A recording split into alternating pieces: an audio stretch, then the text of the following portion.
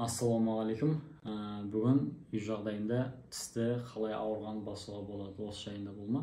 Негізі тіс ауырса, сразу даже ауырмай жатып, 6 айда бір жылда бір негізі тіс дәрігеріне, стоматологқа барып тексеріліп тұрған дұрыс.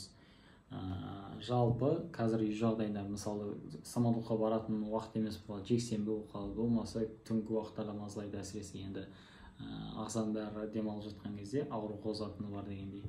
Ол жағдайда, үй жағдайында кейде содамен, негізі бастапқыда сода қиындық болады.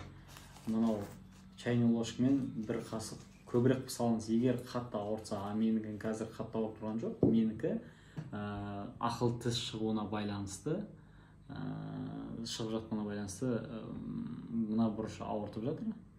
Қатты емес, бірақ ондай жағдайда тұз саламыз. Өзіңізге лайықты, өзіңіз көтере алатын ащылықты осыны алып, обязательно қайнаған жылы су болу керек. Бір колонкадағы жылы су емес дегенде ше. Осыны алып араластырасыз.